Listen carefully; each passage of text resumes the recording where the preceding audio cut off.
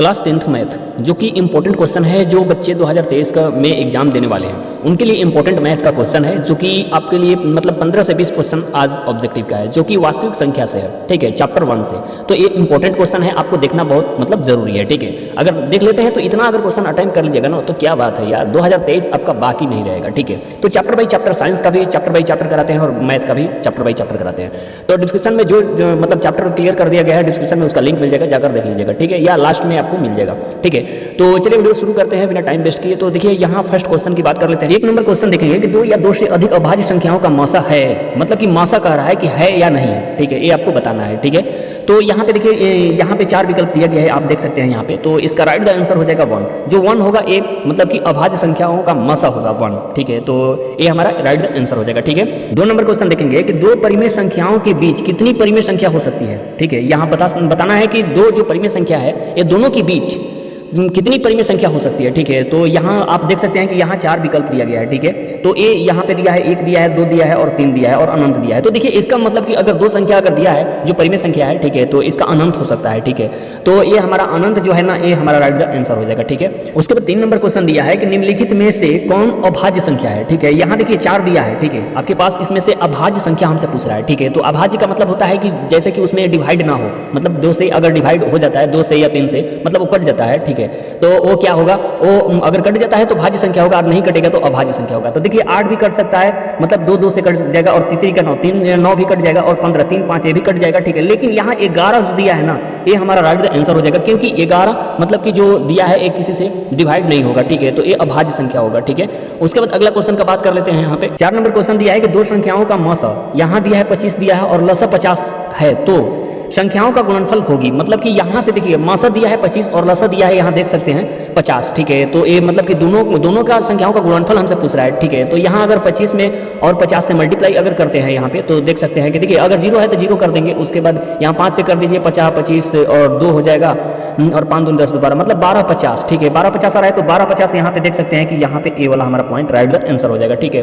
5 number question दिया है कि निम्नलिखित में कौन अभाज्य संख्या है, फिर अभाज्य संख्या यहाँ कह रहा है, ठीक है। तो देखिए 15 भी कट जाएगा, ये तो मतलब इजी क्वेश्चन है, ठीक है। और 12 भी कट जाएगा और 75 भी कट जाएगा, लेकिन 23 जो कि ये मतलब नहीं कटेगा, तो 23 हमारा राइट द आंसर हो जाएगा 23, ठीक है। यहाँ दिया है 6 नंबर क्वेश्चन में कि निम्न में कौन अपरिमेय संख्या नहीं है। इसमें से देखिए अपरिमेय संख्या नहीं है ये बताना है, यहाँ परिमेय संख्या नहीं बताना है कि परिमेय संख्या कौन नहीं है, ठीक है। यहाँ अपरिमेय संख्या नहीं है ये बताना है, ठीक है। तो यहाँ देख सकते हैं कि देखिए अगर यहाँ पे देख सकते हैं कि 11 ये क्या है, अपरिमेय संख्या है। उसके बाद 3 और 5, 15 का अगर 3 और 5, 3 भी क्या है, अपरिमेय संख्या, और 5 भी अपरिमेय संख्या, ठीक है। लेकिन यहाँ देख सकते हैं कि यहाँ अगर 9 जो दिया है तो 9 का 3 का 9, तो यहाँ क्या हो जाएगा 3 हो जाएगा। उसके बाद 16 का हो जाएगा 4, ठीक है। तो ये क्या हो जाएगा, ये परिमेय संख्या है, ठीक है। तो यहाँ अपरिमेय संख्या नहीं है, ठीक है। अपरिमेय संख्या हमको नहीं बताना है, हमको इसमें से परिमेय संख्या निकाल देना है कि कौन परिमेय संख्या है। तो यहाँ जो रूट 9 और मल्टीप्लाई रूट 16 दिया है ना, ये हमारा राइट द आंसर हो जाएगा, क्योंकि रूट 5 भी अपरिमेय संख्या है, ठीक है।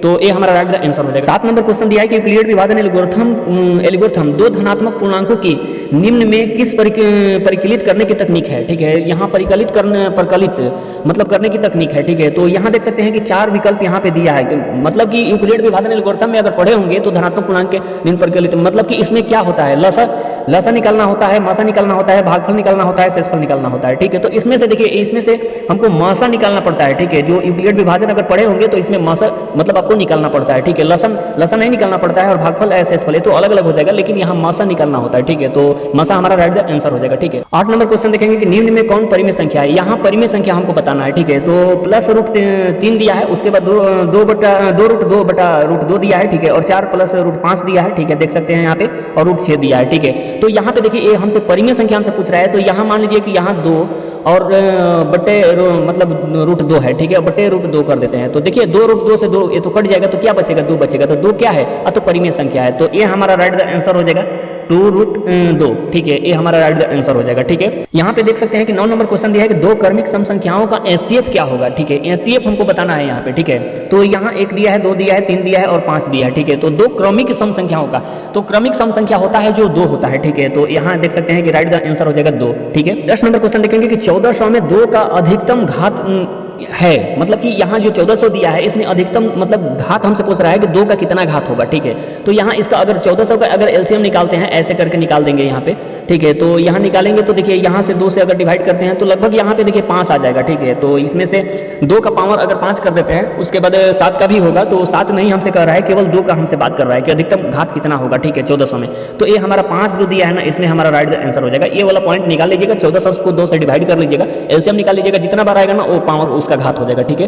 तो ये भी आपको समझ में आ गया होगा। तो 5 हमारा राइट आंसर हो जाएगा, ठीक है। 11 नंबर क्वेश्चन देखेंगे कि निम्न में कौन अभाज्य संख्या है। इसमें अभाज्य संख्या हमसे पूछ रहा है, ठीक है। तो यहाँ 8 दिया है, 9 दिया है, 11 दिया है, 15 दिया है। तो देखिए 8 जो दिया है ये भी डिवाइड गुणनखंड हो जाएगा, और 9 का भी हो जाएगा, डिवाइड हो जाएगा। 3 और 5 ये भी 15 भी हो जाएगा, लेकिन 11 नहीं होगा, ठीक है।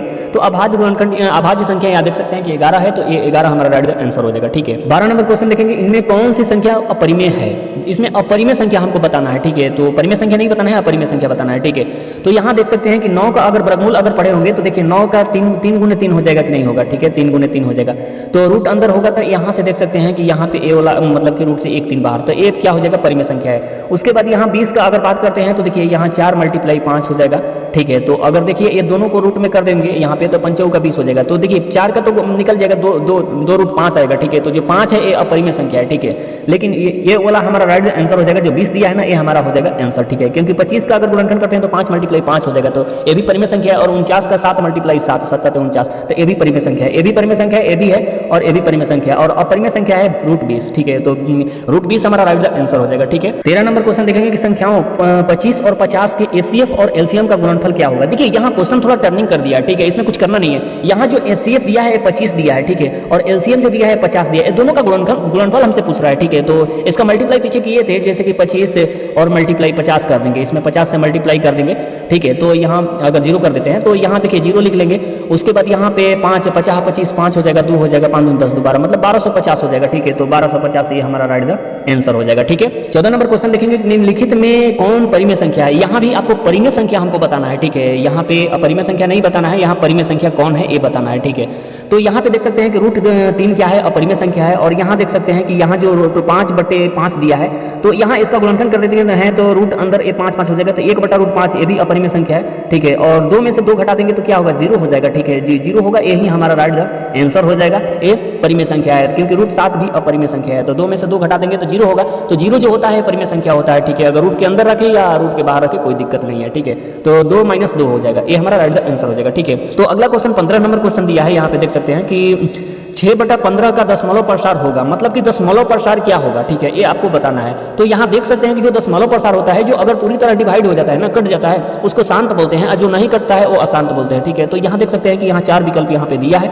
तो यहाँ 6 में अगर डिवाइड करते हैं, 6 में अगर 15 से डिवाइड करते हैं, मान लीजिए यहाँ 15 से डिवाइड करते हैं, तो यहाँ करके देख लीजिए कि क्या आ रहा है, ठीक है। तो यहाँ पे देखिए अगर पॉइंट का अगर बात यहाँ पॉइंट रख देंगे तो यहाँ क्या हो जाएगा, मतलब 0 60 हो जाएगा। तो 15 × 60 मतलब कि ये पूरी तरह से कट जाता है, ठीक है। 60 ये कट जाएगा, तो यहाँ पे कट जाएगा, तो ये यहाँ पे क्या हो जाएगा, 0.4 आएगा, तो ये शांत होगा, ठीक है। तो ये हमारा जो एम शुरू में दिया है, जो शांत दिया है, ये हमारा राइट आंसर हो जाएगा, ठीक है। अगर वीडियो अच्छा लगा होगा तो एक लाइक कर दीजिएगा प्यारा सा, और ग्रुप में एक बार जरूर शेयर कर दीजिएगा, और कमेंट करके जरूर बताइएगा कि वीडियो कैसा है, आपको कितना अटेम्प्ट कर पाते हैं, ठीक है। तब तक नेक्स्ट चैप्टर भी बहुत जल्द ही मतलब कि आएगा, तो इसके लिए आपको चैनल को सब्सक्राइब जरूर कर लेना है और बेल नोटिफिकेशन ऑन कर लेना है, ठीक है। तब तक नेक्स्ट वीडियो में फिर मिलेंगे। Thank you so much, good bye.